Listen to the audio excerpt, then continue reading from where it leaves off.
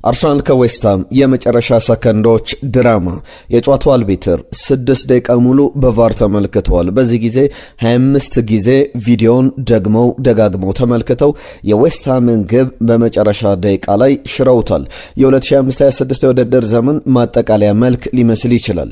ላለመውረድም ከዛ በተጨማሪም በፕሪሚየር ሊግ ዋንጫ ላይ ትልቅ ሴ ነበራቸው። ትልቅ ተጽዕኖ የነበረው ውሳኔ ነው። ምናልባት በእንግሊዝ ፕሪሚየር ሊግ ቫር መተግበር ከጀመረበት ከ2019 ጀምሮ ትልቁ ውሳኔ ነው ብለን ማንሳት እንችላለን። እናንተም እስቲ ሀሳብ አስተያየቶቻችሁን ጻፉልን። በአርሰናልና በዌስትሃም ጨዋታ ዙሪያ በጣም ብዙ የሚነሱ ነጥቦች አሉ። ዝርዝር ጉዳዮችን የነገርናችሁን ቆያለን። በኤል ክላሲኮም የሚነሳ ጉዳይ አለ። ኤል ክላሲኮ ላይ ትናንትና ሪያል ማድሪድ ተሸንፏል። ባርሰሎናም ላሊጋውን ማሸነፉን አረጋግጧል። ትናንትና በጨዋታው ላይ የነበሩ አነጋጋሪ ክስተቶችን እያነሳን እንቆያለን። ወደ ጣሊያን ማምረተን የኮሞን የሴስ ፋብሪጋስን ጉዳይ እያነሳን እየነገርናችሁ እንቆያለን። አጫጭር ጉዳዮችን በስፋት እናነሳለን። ኤታን ንዋኔሪን የተመለከተ የዝውውር ጉዳይ ከቸልሲ ጋር ስሙ በስፋት እየተነሳ ይገኛል። ከኤታን ንዋኔሪ በተጨማሪም ማንቸስተር ዩናይትድ ቤት፣ ቸልሲ፣ ማንቸስተር ሲቲ፣ ሊቨርፑል ቤት የሚነሱ የዝውውር ጉዳዮች አሉ። አጫጭር መረጃዎችንም እያነሳን እንቆያለን። በቻላችሁት በያላችሁበት አብራችሁን ቆዩ። መልእክቶቻችሁን ጻፉልን። ዛሬ ቶትናም ከሊድስ ዩናይትድ በእንግሊዝ ፕሪሚየር ሊግ ላለመውረድ በጣም እየተፋለሙ ያሉ ሁለት ቡድኖች ብቻ ቀርተዋል፣ ዌስትሃም እና ቶትናም ሆትስፐር። ስለዚህ ጨዋታም ጥቂት ነጥቦችን እናነሳለን። ሌሎች አጫጭር ጉዳዮችንም እየነገርናችሁ እንቆያለን። ሀሳብ አስተያየቶቻችሁን ላኩልን። በተለይ እናንተ በቅርብ የምታስታውሱት የቫር ትልቅ ውሳኔ ቫር መተግበር ከጀመረበት ጊዜ አንስቶ የትኛው ነው? ከዛ በተጨማሪ ጎሎ የትናንትና የአርሰናል ላይ የተቆጠረችው ግብ ዊልሰን ያስቆጥራት ከልም ዊልሰን መጽደቅ ነበረበት ወይስ ደግሞ መሻር? በእነዚህ ጉዳዮች ላይ የተንታኞችን ሀሳብም እያጋራናችሁ እንቆያለን። አስቀድመን ከእንግሊዝ ፕሪሚየር ሊግ ጉዳይ ነው የምንጀምረው። ይህንን ቪዲዮ ግን ላይክ አድርጋችሁ ጀምሩ። ሼር፣ ላይክ፣ ሰብስክራይብ ያደርጋችሁ ቤተሰብነታችሁን አሳዩን። 162,000 ሰብስክራይበር ላይ ቆመናል። ከዚህም ከፍ ማለት አለብንና ሰብስክራይብ ሳታደርጉ ይህንን ቪዲዮ የምትመለከቱ ካላችሁ ሰብስክራይብ ያደርጋችሁ አብሮነታችሁን አሳዩን። ላይክ አድርጋችሁም ጀምሩ። በቀጥታ ወደ ጉዳዮቻችን አልፈናል። ትናንትና በእንግሊዝ ፕሪሚየር ሊግ አስፈላጊ ጨዋታ ተደርጎ ነበር። በዚህ ጨዋታ ዙሪያ ብዙ ነጥቦች መነሳት ይችላሉ። ለአመታት የምንዘነጋውም ጨዋታ አይደለም። በቫር ታሪክም ትልቅ ውሳኔ ከተሰጠባቸው ጨዋታዎች መካከል አንዱ ነው ማለት ይቻላል። የመጀመሪያዎቹ ደቂቃ ላይ አርሰናል የሚገርም ነበረ። በመጀመሪያዎቹ ደቂቃዎች ላይ ያልተቆጠረው ወይም አርሰናል ያመከናቸው ድሎች የዋላ ዋጋ ሊያስከፍሉት በጣም ተቃርበው ነበር። በመጨረሻ ደቂቃ ላይ ግን የተሻለ በተለይ ደግሞ 83ኛው ደቂቃ ላይ ሊያንድሮ ትሮሳር ያስቆጠራት ግብ በጣም ወሳኝ ሚና ነበራት። 1-0 በሆነ ውጤት ጨዋታው ተጠናቋል። ከዛ አስቀድሞ ግን 95ኛው ደቂቃ ላይ ከለም ዊልሰን ያስቆጠራት ግብ በቫር ተሽራለች። በዚህች ግብ ዙሪያ ብዙ አስተያየቶች እየተሰጡ ይገኛሉ። ስለ ዳቪድ ራያ ማንሳት ይቻላል። ጨዋታው ብዙ የሚያስብል ብዙ አነጋጋሪ ክስተቶች ያሉት ጨዋታ ነበርና ምናልባት ትናንትና ዳቪድ ራያ ያሳየው ብቃትም ምን አይነት ግብ ጠባቂ አርሰናል እንዳለውም በደንብ የሚመሰክር ነው። ከለም ዊልሰን ያስቆጠራት ግብ ላይ አጨቃጫቂ ነገሮች ነበሩ። በእርግጥ ጥፋት ተሰርቷል ወይ?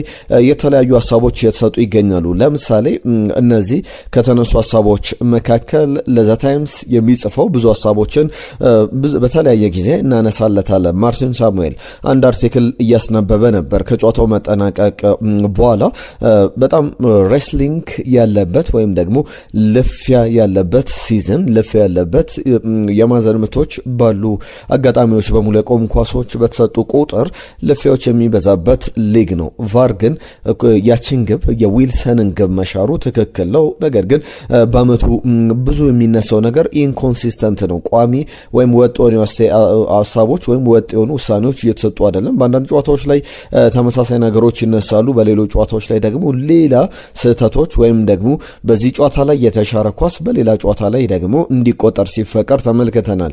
የማንቸስተር ዩናይትዱ የቀድሞ ግብ ጠባቂ ፒተር ሹማይክል ከጨዋታው መጠናቀቅ በኋላ አርሰናል አመቱ ሙሉ ሲያደርጉ የነበረው ነገር ነው፣ ስለዚህ ግቡ መጽደቅ ነበረበት የሚል አስተያየቱን ሰጥቷል። ከዛ ውጪ በዚህ ጉዳይ ላይ በዛው በስካይ ስፖርት ላይ አስተያየት ሲሰጥ የተመለከትኩት ሮይ ኪን ደግሞ የቀድሞ ማንቸስተር ዩናይትድ አማካኝ በቫር በኩል እንደዚህ አይነት ውሳኔዎችን ወይም ደግሞ ፓብሎ ዳቪድ ራያን አንገቱ ላይ ወይም ደግሞ ደረቱን ይዞ እጆቹንም ወደ ኋላ ለማስቀረት ሲሞክር ቫር ያለበት ቪዲዮ አሲስታንት ሪፈሪ የሚተገበርበት አመት ነውና በደንብ ያንን ማሰብ ነበረበት። ቫር ቼክ እንደሚያደርገው ማወቅ ነበረበትና ያንን እጁን ከግብ ጠባቂው እጅ ላይ ማንሳት ነበረበት። ይህ እንደማስበው ከሆነ ፋውል ነው፣ ግቡም መሻር ነበረበት የሚል አስተያየቱን ሲሰጥ ነበረ።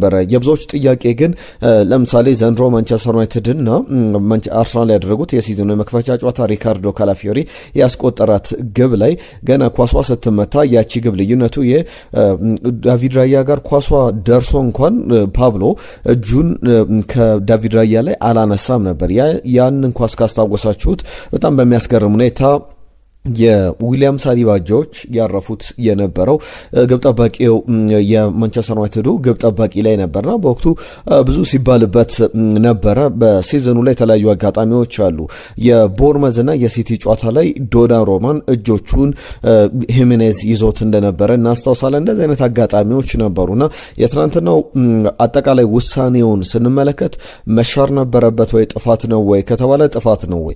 በሌሎች ጨዋታዎች ላይ ግን እንደዚህ አይነት አጋጣሚዎች በግልጽ ሲጸድቁ ነበርና ያንን ከግምት ማስገባት ያስፈልጋል። የጥፋትና የጥፋት አለመሆን ወይም ደግሞ ቫር 6 ደቂቃዎችን ፈጅቶ ከዛ በተጨማሪም አልቢትሩ ክሪስ ወደ 23 ጊዜ በተደጋጋሚ ቪዲዮን ሲመለከቱት ነበር። 23 ጊዜ ከተመለከቱት በኋላ ነው በተለያዩ አንግሎች የመጨረሻ ውሳኔያቸውን የወሰኑት። የሲዝኑ ትልቁ ውሳኔ ነበር፣ የሲዝኑ አስፈላጊ ውሳኔ ነበር፣ በተለይ ለአርሰናልና በጣም በትልቅ ደረጃ ተጽዕኖ በዋንጫ ፉክክሩም ላይ ላለመውረድ በሚደረገው ትንቅንቅ ላይ እቺ 1 ነጥብ አርሰናል ያገኘው 2 ነጥብም በጣም ትልቅ ትርጉም ይኖረዋል። በማንቸስተር ሲቲ በኩል በቀጣይ ቀናት ሌሎችም ሰማቸው ማብራሪያዎች ይኖራሉና ስለዚህ ጨዋታ ብዙ ማለት ይቻላል። በቫር በኩል ግን ትክክለኛ ውሳኔ ተወስኗል ወይስ ደግሞ ግቧ መሻር ነበረባት ወይስ ደግሞ መጽደቅ ነበረባት? እዚህ ሀሳብ አስተያየቶቻችሁን እየላካችሁልን አብራችሁን ቆዩ። በጨዋታው ዙሪያ ክሪስ ካቫና ጥሩ ጨዋታውን መርተውታል። አርሰናል ግን በመጀመሪያ ደቂቃዎች ላይ ያልተጠቀመባቸውን ኳሶች በመጨረሻ እድሎችን ለመፍጠር ሲሞክር፣ ዌስትሃም ደግሞ በመጨረሻ ደቂቃዎች ላይ በጣም አስጨናቂ ቡድን እንደነበረ የተመለከትንበት ነበረ። እዚህ ጨዋታ ላይ ግን አንዱ ለተጫዋቾችን ማንሳት ይኖርብናል። አንደኛው ግብ ጠባቂው ዳቪድ ራያ ነው። ምናልባት በፕሪሚየር ሊግ ላይ አመቱ ምርጥ ተጫዋቾች ካሸነፉ ከረጅም ዓመታት በኋላ ምናልባት ፒተር ሹማይክል ነበር ያሸነፈውና አሁን ዳቪድ ራያ የአመቱ ምርጥ ተጫዋች መባል በፕሪሚየር ሊግ የአመቱ ምርጥ ግብ ጠባቂ አይደለም፣ የአመቱ ምርጥ ተጫዋች መባል የሚገባውን ብቃት እያሳየ እንዳለ ትናንትና ከማቴዎስ ፈርናንዴዝ ጋር የነበረው የአንድ ለአንድ አጋጣሚ ብቻ በቂ ምሳሌ ነበር። ያንን አጋጣሚ ብዙዎች ከዓለም ዋንጫው ኢንሲደንት የኢኳቶር ዓለም ዋንጫ ላይ ታስታውሱታላችሁ። በተመሳሳይ ማሊያ ትናንትና ዳቪድ ራያ እንደለበሰው ኤሚሊያኖ ማርቲኔዝ ቡዌንዶ ያንን ተመሳሳይ ማሊያ ለብሶ ነበረ። አረንጓዴ ማሊያ ለብሶ በሜዳ ላይ ከራንደል ኮሎሞኒ ጋር የመጨረሻ ደቂቃ ላይ የነበራቸው አንድ ለአንድ አጋጣሚ ይታወሳልና ዳቪድ ራያም የማቲያስ ፈርናንዴዝን ኳስ ያዳነበት መንገድ የሚገርም አይነት ግብ ጠባቂ እንደሆነ መመስከርም አለበትና አሰልጣኝ ሚካኤል አርቴታም ታድጎናል የሚል አስተያየቱን ሰጥቷል። ዋንጫ እንድናሸነፍ ያደረገን የእሱ ኳስ ነው ብሏል። የጨዋታው መልክ እንደዚያ አይሆንም ነበር። በቫርም የሚሻርም የሚጸድቅም ነገር ላይኖር ይችል ነበር። ምክንያቱም ማቲያስ ፈርናንዴዝ ያቺን ግብ ያስቆጥር ጨዋታው ሌላ መልክ ይኖረው ነበርና በጣም አነጋጋሪ ኳስ ነበር የተሳተው። በጨዋታው ላይ የሚገርም ደቂቆችን አሳልፏል፣ ብዙ ማለት ይቻላል። በተሻሮ ኳስ ላይ ግን አንዳንድ የሚነሱ ጥያቄዎች አሉ። ፓብሎ ትክክል ጥፋት ሰርቷል ዳቪድ ራያ ላይ። ከዛ ውጪ ግን ማርቲን ኦዴጋርድ ቶዲቦን ይዞት ነበረ። ዴክላን ራይስ ደግሞ ኮንስታንቲን ማቭራፖኖስን አቅፎ መሬት ላይ በዛው በቫር ቼክ ሲደረግ እንግዲህ ቶማስ ሱሼክ ደግሞ ከካቨርስ ጋር በተመሳሳይ ልፊያ ውስጥ ነበሩና ምናልባት ዌስትሃምም ፍጹም ቅጣት ምት ይገባኛል ብሎ ቢጠይቅም ተገቢ ሊመስል ይችላል። በጨዋታው ላይ ብዙ አነጋጋሪ ነገሮች አሉት። አንድ ነገር ግን በትክክል መናገር ይቻላል። የጃረድ ቦወን ሀሳብ ነው። ጃረድ ቦወን ምንድን ያለው ከጨዋታው መጠናቀቅ በኋላ ረጅም ጊዜ ወስደ ቪዲዮችን ከተመለከትክ እኮ የሆነ አይነት ስህተት የሆነ አይነት እንቅስቃሴ ማግኘት አይቀርም አይቀርም፣ ያን ያክል ደቂቃ መውሰድ አልነበረበትም ብሏል። አሰልጣኝ ሚኬል አርቴታ አሰልጣኝ የኑኖ ኤስፒሪቶ ሳንቶ የቀድሞ የወልቭስ አሰልጣኝ የሰጡት አስተያየት አለ። አሁን በዌስትሃም በኩል ከፕሪሚየር ሊጉ ለመውረድ ከጫፍ ደርሷል። በጣም ወሳኝ ውሳኔ የተወሰነበት ነበረ። ነገር ግን እኔ ያን ያክል ሀሳብ መስጠት አልፈልግም የሚል ነገሩ በቫር መታየቱን በተመለከተ ቪዲዮን በደንብ አልተመለከትኩትም በሚል ተቃውሟቸውን ብዙ አልገለጹም። ሚኬል አርቴታ ደግሞ የመጀመሪያ ኢንስትንክቴ ፋውል እንደነበር ነው። ከዛ በኋላ አልቢትሩ በቆዩ ቁጥር ውሳኔ ወደ አርሰናል እንደሚመጣ ጥርጣሬ ነበረው። አፌክት አድርጎታል። ፓብሎ ዳቪድ ራያን ኳሷን በደንብ እንዳይዝ ምናልባት ትናንትና ለአርሰናል እንደ እድለኛ የሚያስቆጥረው ዳቪድ ራያ ኳሷን መንካቷ በጣም ጠቅሞታል። በቫር ውሳኔ ላይ ኳሷን መንካቱና ኳሱንም በደንብ በሚገባው ክሊር አላደረገውም። ያ ማለት ደግሞ በትክክል ተጽዕኖ ውስጥ እንዳለ ያ የግብ ጠባቂ ክልል ነው ይባላል። ግብ ጠባቂዎች በደንብ ከለላ ሊሰጣቸው ይገባል በዳኛው ይባላልና ያ ቦታ ላይ የተገኘበት አጋጣሚ ነው። ዘንድሮ አርሰናል በጣም ብዙ ባለውለታ ተጫዋቾች አሉ። ሲዝኑ ላይ ዋንጫውን ሰለብሬት በሚያደርግበት ሰዓት ላይ ሊያንድሮ ትሮሳርድ ለምሳሌ ትናንትና ትልቅ ባለውለታ ነበረ። ብቸኛውን ግብ አስቆጥሯል። ባለፉት 26 ጨዋታዎች ላይ በሁሉም ውድድሮች ላይ ለአርሰናል ግብ አላስቆጠረም ነበር። 2025 ዲሴምበር ላይ ከአስቶን ቪላ ጋር ነበር የመጨረሻ ግቡን ያስቆጥረው። ትናንትና ወደ ግብ አስቆጣሪነቱ የመጣበትና የሚገባው ነው እና ኮንስታንቲን ማቭራፖኖስ ሲቲ ላይ ያስቆጠራት ግብ ከዛ በተጨማሪ የኖቲንጋም ፎረስቱ ሙሪሎ በመጨረሻ ደቂቃ ላይ ሲቲ ግብ ሊያስቆጥርና ሙሉ ነጥብ 3 ነጥብ ይዞ ሊወጣ በተቃረበበት ሰዓት ላይ ሙሪሎ ክሊር ያደረጋት የጎል ላይን ኳስ በጣም የምትታወስ ናትና በሲዝኑ በአርሰናል ጉዞ ላይ ሊታወሱ ሊነገርላቸው የሚገባ አጋጣሚዎች ናቸው። ጨዋታው እናንተ በደንብ እንዴት አያችሁት? ሀሳብ አስተያየቶቻችሁን ላኩልን። ዳቪድ ራያ ግን ዘንድሮ በተለይ ፍጹም ቅጣት ምት ላይ ዶሚናንት የሚባል ግብ ጠባቂ ነው። ለምሳሌ በፕሪሚየር ሊጉ ላይ ክሮሶችን ክሌም በማድረግ ሁለተኛ ደረጃ ላይ ሶስተኛ ደረጃ ላይ የሚቀመጥ ነው። በሲዝኑ በሁሉም 40 ክሌሞችን ወይም ደግሞ ክሮስ ያደረጉ ኳሶችን በመያዝ ክሊር በማድረግ ቀዳሚው ነው። ከዛ በተጨማሪ እሱ ላይ 13 ፋውሎች ተሰርተዋል። ያ ማለት ከኤሚሊያኖ ማርቲኔዝ ከአስቶን ቪላ ግብ ጠባቂ በመቀጠል ሁለተኛ ደረጃ ላይ ያስቀምጧልና የአየር ላይ ኳስ አጠቃቀሙ በጣም ጥሩ መሆኑንም የተመለከትንበት ነበረ። ብዙ ሀሳቦች መነሳት ይችላሉ። ማርቲን ኦዴጋርድን ግን እንዴት ተመለከታችሁ? ትናንትና ተቀይሮ ገብቶ 23 ደቂቃዎችን በሜዳ ላይ ቆይቶ አሰልጣኝ ሚኬል አርቴታ በጣም ትልልቅ ስህተቶችን ሰርቶ ነበረ። እነዚህ ስህተቶች ዋጋ የሚያስከፍሉ ብዙ ሊያስብሉ የሚችሉ ናቸው። ለሁሉም ዝርዝር ጉዳዮች ይነሳሉ። ሚኬል አርቴታ ለምሳሌ ቤን ዋይት ሲጎዳ ዴክላን ራይስን በቤን ዋይት ቦታ መጠቀሙ በጣም ትልቅ ስህተት ነበር። ማርቲን ኦዴጋርድ ወደ ሜዳ የገባበት ሰዓት ከዛ በተጨማሪም የዙሜንዲ ጉዳይ ዙሜንዲ ተቀይሮ ገባ፣ ተቀይሮ ወጣና ዙሜንዲ ትክክለኛ ቅያሪ እንዳልነበረም ራሱ ሚኬል አርቴታም የተረዳበት አጋጣሚ እንደነበረ ማንሳት ይቻላል። ጨዋታው ላይ ብዙ ነጥቦችን ማንሳት እንችላለን። ነገር ግን አርሰናል 1-0 በሆነ ጠባብ ውጤት አሸንፎ ወደ ዋንጫው ግስጋሴውን አጠናክሯል። 42 ንጹህ ግቦችን ይዟል። ማንቸስተር ሲቲ 40 ንጹህ ግቦች አሉት። 79ና 74 በመካከላቸው የ5 ነጥብ ልዩነት አለ። ሲቲ ከቀናት በኋላ በእንግሊዝ ፕሪሚየር ሊግ የክሪስታል ፓላስ መርሃ ግብርን ያከናውናል። ይህ ጨዋታ በጣም ወሳኝ የሚባል መርሃ ግብር ነው። ረቡዕ ዕለት ይደረጋል። ረቡዕ ዕለት ምሽት 4 ሰዓት ላይ ማንቸስተር ሲቲ ከክሪስታል ፓላስ በኤታድ ስቴዲየም የሚከናወን መርሃ ግብር ነው። ለሁሉም እነዚህ ጉዳዮች አርሰናልን በተመለከተ በዋንጫ ፉክክሩ ላይ ብዙ የሚባልበት ነው። ነገር ግን በዋንጫ ፉክክሩ ላይ ብቻ አይደለም፣ ላለመውረድ በሚኖረው ትንቅንቅ ላይም ትልቅ ሴ ያለው ጨዋታ ነበር። ዌስትሃም ትናንትና ማሸነፍ ብቻ ነበረበት። የትናንትናው 1 ነጥብ ደግሞ ቢያገኘው ኖሮ ያቺ ግብ ባትሻር ኖሮ 37ኛ ነጥብ ላይ ይቀመጥ ነበረ ከቶትናም እኩል ማለት ነው። ቀጣዩ ሁለት ጨዋታዎች አሉ ለዌስትሃም፣ ለቶትናም ደግሞ የዛሬውን የሊድስ ዩናይትድ ጨዋታ ጨምሮ 3 ጨዋታዎች ይኖራሉ። የዛሬውን ጨዋታ ቶትናም የሚያሸንፍ ከሆነ በማዕከላቸው የሚኖረው የነጥብ ልዩነት ወደ 4 ከፍ ይላል። ያ ማለት በቀጣዮቹ ሁለት ጨዋታዎች ላይ ቶትናምም ዌስትሃምን በሚቀራቸው ሁለት መርሃ ግብሮች ላይ ቶትናም አንዱን ጨዋታ ባቻ ውጤት እንኳን ቢያጠናቅቅ በሊጉ ላይ መትረፍ ሰፊ ድል ይኖረዋል። ያ ማለት ደግሞ የዚህ ጨዋታ 4 ነጥብ ልዩነት ከዛ በኋላ አንድ ጨዋታ እየቀረ ዌስትሃም ሁለቱንም ማሸነፍ ከዛ በኋላ ቶትናም ደግሞ ሁለቱንም እንዲሸነፍለት መጠበቅ ሊኖርበት ይችላልና በጣም ትልቅ እድል ቶትናም ይዞ የመጣ ጨዋታ ነውና ትናንትና የመጡልን ጥያቄዎች አሉ። ወደ በኋላ ላይ ምላሽም እንሰጥባቸዋለን። ሊድስ ዩናይትድ እና ኖቲንጋም ፎረስት ግን በፕሪሚየር ሊጉ ላይ መቆየታቸውን ያረጋገጡበት ጨዋታ ሆኖ ተመልክተናል። ትናንትና በእንግሊዝ ፕሪሚየር ሊግ ሌሎችም ጨዋታዎች ነበሩ። አስቶን ቪላ ባቻ ውጤት አጠናቋል ከበርንሌ ጋር ከወረደው ቡድን ጋር በቻምፒየንስ ሊግ ላይ ለመሳተፍ እየተፋለመ ያለው ቪላ በሚያስገርም ሁኔታ ነጥብ የጣለበት ነበር። ክሪስታል ፓላስ ኤቨርተንም ጨዋታቸውን 2-2 በሆነ ውጤት አጠናቋል። ፎረስት ከኒውካስል ዩናይትድ 1-1 በሆነ ውጤት እየተጠናቀቀ ጨዋታ ነበረ። ኤል ክላሲኮን እንመልከት። ባርሰሎና 2-0 በሆነ ውጤት ሪያል ማድሪድን አሸንፏል። ማርከስ ራሽፈርድ ምን አይነት ቅጣት ምት እንዳስቆጠረ ገብታችሁ ብትመለከቱት የሚገርም አይነት ቅጣት ምት ኤል ክላሲኮ ላይ ከሊዮኔል ሜሲ በኋላ ለመጀመሪያ ጊዜ በኤል ክላሲኮ ላይ የቅጣት ምት ግብ ተመልክተናል። ከዛ በኋላ ቶረስ 18ኛው ደቂቃ ላይ ሌላ ግብ አክሎ ከዛ በኋላ ግብ አልተመለከትንበትም። ጨዋታው በባርሰሎና 2-0 አሸናፊነት ተጠናቋል። ጨዋታውን በተመለከተ ብዙ መነሳት የሚችሉ ነጥቦች አሉ።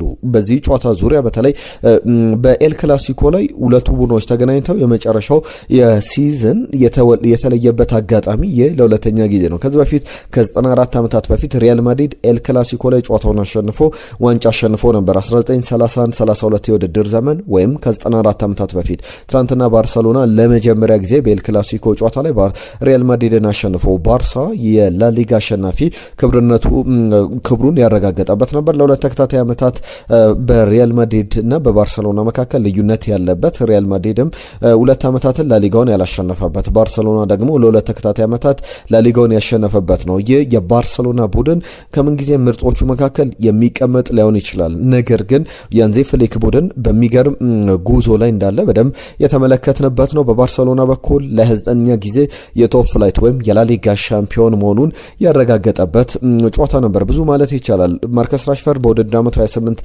ግብና አሲስቶችን ያስመዘገበበት እንደነበረ ተመልክተናል። በባርሰሎና በኩል ብዙ የዳኒ ኦልሞ እንደ ኤሪክ ጋርሺያ፣ ፔድሪ አይነት ተጫዋቾች በሳይክል የባርሰሎና ከተማን ጨዋታው ከተጠናቀቀ ከሰዓታት በኋላ ሲዞሩ ከደጋፊዎች ጋር ደስታቸውን ሲገልጹ ነበር። ፔድሪም ፍጹም ቅጣት ምት ከአባቱ ጋር ሲመታ ተመልክተናል። መጨረሻ ላይ ሁል ጊዜ እንደሚያደርገው አባቱ ወደ ሜዳ ይገባል፣ ግብ ጠባቂ ነው። ፔድሪ ደግሞ ግብ ጠባቂ መቼ ሆኖ እንመለከተዋለን። ስለ አባት ደግሞ ስናነሳ ትናንትና አንድ ሁለት አጋጣሚዎች አሉ በአባትነት ደረጃ የሚነሱ። ሃንዚ ፍሊክ በተለይ አባታቸው ከሰዓታት በፊት ኤል ክላሲኮ ከመደረጉ በፊት አርፈው ነበርና ወደ ጀርመን እንዲሄዱ በባርሰሎና ሰዎች ተጠይቀው ነበር። እሳቸው ግን በጨዋታው ላይ መምራት እንደሚፈልጉና በዚህ ወሳኝ ሰዓት ላይ ለባርሰሎና አስፈላጊ ጨዋታ ነበረ ሲዝኑን በዋንጫ ለማጠናቀቅ። ፍሊክ ግን የሊና ጸሎት ተደርጎ ጨዋታው የተጀመረበት ነበረ። በሁለቱ ቡድኖች መካከል 106 የኤል ክላሲኮ ድሎች፣ ሁለቱም ትናንትና ባርሰሎና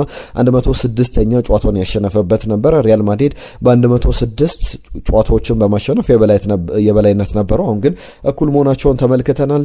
ባርሰሎና 11 ከ2008-9 የውድድር ዘመን ጀምሮ 11 ታይትሎችን አሸንፏል። ሪያል ማድሪድ 5፣ አትሌቲኮ ማድሪድ 2 እያለ ይቀጥላል እና ባለፉት 18 ዓመታት ማለት ይቻላል ባለፉት 18 ዋንጫዎች ላይ ባርሰሎና 11ዱን በማሸነፍ የበላይነት አለው። አትሌቲኮ ማድሪድ 2 ጊዜ አሸንፏል። ሁሉም እነዚህ በስፋት የሚነሱ ጉዳዮች ናቸው። ትናንትና የነበሩ ጨዋታዎችን በተመለከተ ኮሞን በተመለከተ የሴስ ፋብሪጋስ ቡድን 1-0 በሆነ ውጤት ሄላስ ቬሮናን አሸንፏል። በዚህም በጣሊያን ሴሪያ ላይ የአውሮፓ ቻምፒየንስ ሊግ ቦታ የአውሮፓ ተሳትፎን ለማግኘት እየተፋለመ ይገኛል። በእርግጥ በአውሮፓ ላይ እንደሚሳተፍ ያረጋገጠበት ቆይታ ሆኗል። ለስድስተኛ ደረጃን ቢያንስ ይዞ ያጠናቅቃል። ነገር ግን አሁንም የቻምፒየንስ ሊግ ቦታ ላይ ከተቀመጠው ኤስ ሚላን ጋር የ2 ነጥብ ልዩነት ብቻ ነው ያለው፣ ወይም ከዩቬንቱስ ጋር ደግሞ የ3 ነጥብ በሁለት ጨዋታ ዕድሜ እነዚህን ጨዋታዎች አንዳቸው ቢሸነፉና ኮሞ ቀጣይ ጨዋታዎችን ደግሞ ሁለቱንም ቢያሸንፍ ወደ ቻምፒየንስ ሊግ ቦታ መቀመጥ ይችላል። የአውሮፓ ሊግ ወይም የቻምፒየንስ ሊግ ቦታን ለማግኘት አሁን እየተፋለመ ይገኛል። አሁን ባለበት ደረጃ ላይ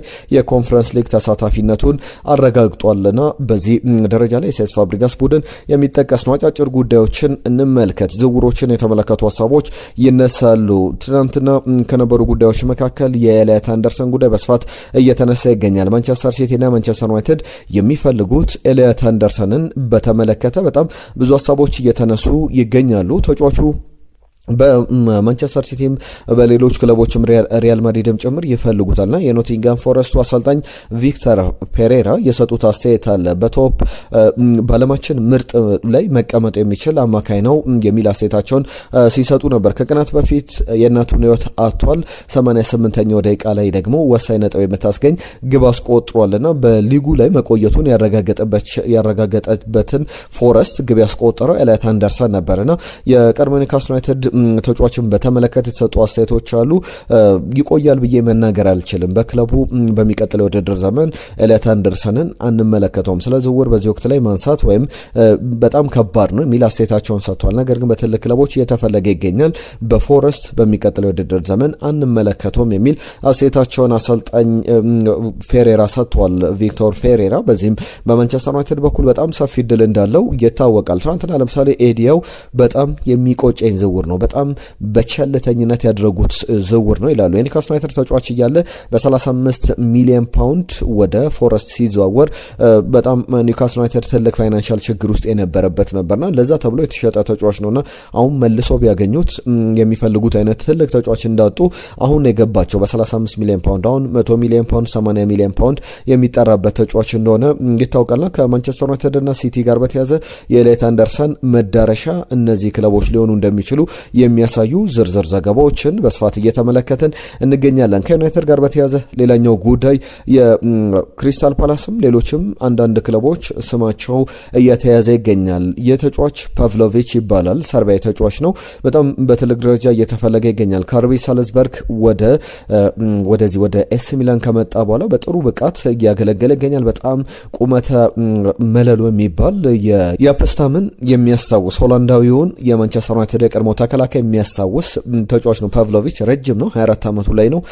በማንቸስተር ዩናይትድ በጥብቅ እየተፈለገ ይገኛል። ኤሲ ሚላን ደግሞ እስከ 40 ሚሊዮን ዩሮ ለተጫዋቹ ዝውውር የሚያቀርብ ክለብ ካለ ሊሸጠው ይችላል የሚሉ ዘገባዎች አሉ። ዩናይትድ በትክክል በዚህ ቦታ ላይ ተጫዋች እንደሚያስፈልገው ተከላካይ ቦታ ላይ ራሱን እንደሚያጠናክር ይጠበቃልና አንደኛው ጉዳይ ነውና ከዩናይትድ ጋር በተያያዘ ሌላኛው የማቲያስ ፈርናንዴዝ ጉዳይ ብዙ ይነሳል። ትናንትና ያንን ወሳኝ ግብ የሳታት ከዌስትሃም ተጫዋች በጣም የሚገርም ጊዜ ቢያንስ ያን ግብ አርሰናል ላይ ቢያስቆጥር ኖሮ የጨዋታው ኮከብ ተብሎ መመረጥ የሚችል ተጫዋች ነውና ከዚህ ጋር በተያያዘ ብሩኖ ፈርናንዴዝ ሪከመንድ ያደረገው ተጫዋች ነው። አሁንም ከዩናይትድ ጋር ስሙ በጥብቅ እየተነሳ ያለ ተጫዋች እንደሆነ እየተመለከትን እንገኛለን። ከቸልሲ ጋር በተያያዘ የሚነሳ ጉዳይ አለ። የ19 ዓመቱ የአርሰናል ተጫዋች በማርሴይ በኦሎምፒክ ደ ማርሴይ በውሳት ላይ ያለውን ተጫዋች ኤታን ኗኔሪን ለማስፈረም ቸልሲዎች ፍላጎት እንዳላቸው አሁንም ድጋሚ በዝውውር ላይ ስማቸው እየተነሳ ይገኛልና በቀጣይ ውድድር ዘመን በአርሰናል ቤት ይቆያል ማለት በጣም ከባድ ነው። አርሰናል አሁን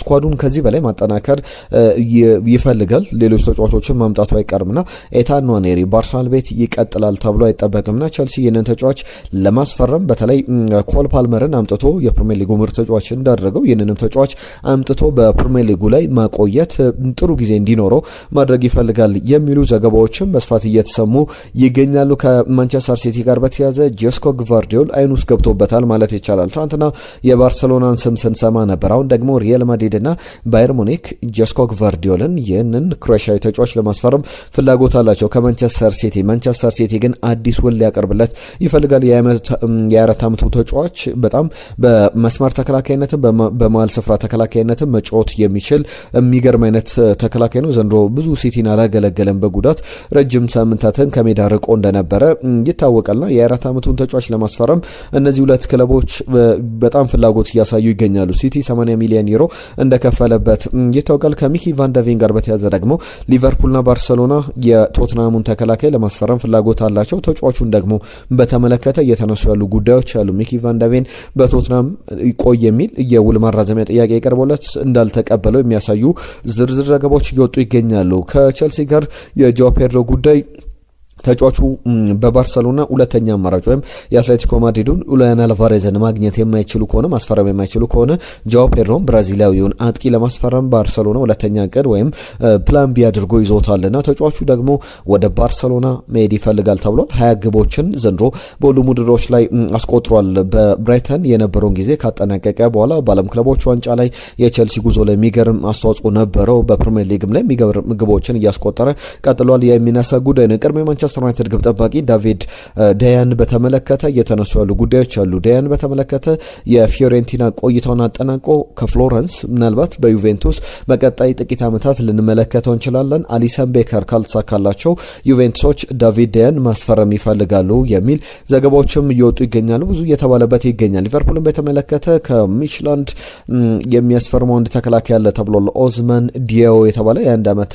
ተከላካይ 20 ሚሊዮን ዩሮ ይገመታልና ይህንን ተጫዋች ለማስ ለማስፈረም ትልቅ ፍላጎት እንዳለ በክለቡ በኩል እየተነሱ ያሉ ዝርዝር ጉዳዮች ያሳያሉ። ለሁሉም በርከት ያሉ ዝውውር ሀሳቦች እየተነሱ ይገኛሉ። የአሰልጣኝ ጆዜ ሞሪኒዮ ጉዳይም በተለይና ሉዊስ ፊጎ ጆዜን በሪያል ማድሪድ ቤት መመልከት እንፈልጋለን የሚል ሀሳባቸውን እየሰጡ ይገኛሉ። ሪያል ማድሪድ ቤት ደግሞ የፌዴሪኮ ቫልቬርዴ ጉዳይ ትናንትና ኦሬሊዮ ቻሚኒ የመጀመሪያ ተሰላፊ ነበረ።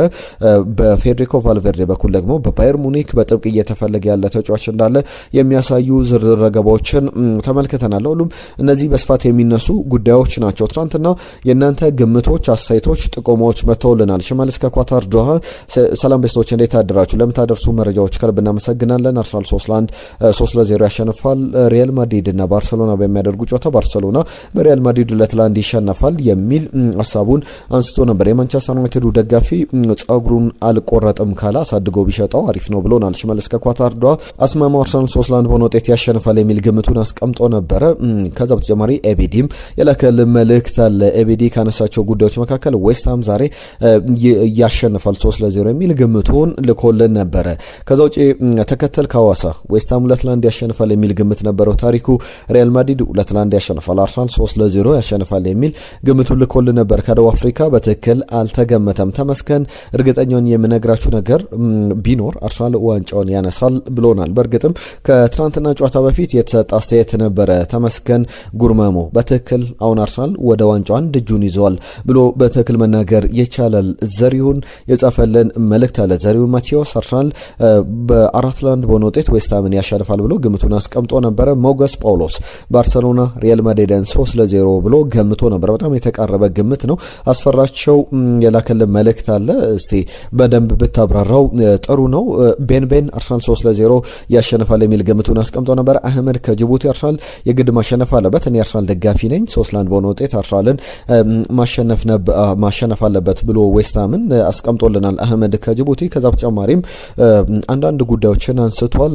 ከኤምባፔ ጋር በተያዘ ወደ አርሰናል እንዲመጣ አልፈልግም፣ ራስ ወዳድ ነው። ከዛ በተጨማሪም እድለቢስ ነው። ተመልከቱ ሪያል ማድሪድ የት ነበር፣ አሁን እሱ ሲመጣ በጣም ተቀዛቅጿል እና እንደዚህ አይነት ጉዳዮችን ያነሳበትን ሀሳብ ነው የላከልን። ሰይፈዲን አርሰናል 4-1 በሆነ ውጤት ያሸንፋል ብሎ ገምቶልን ነበረ። ሰይፈዲን ከነገሌ ቦረና በትክክል አልተገመተም። ከዛ ውጪ የማሊያ ሽልማት እናንተ ጋር የለም ወይ ብሎናል።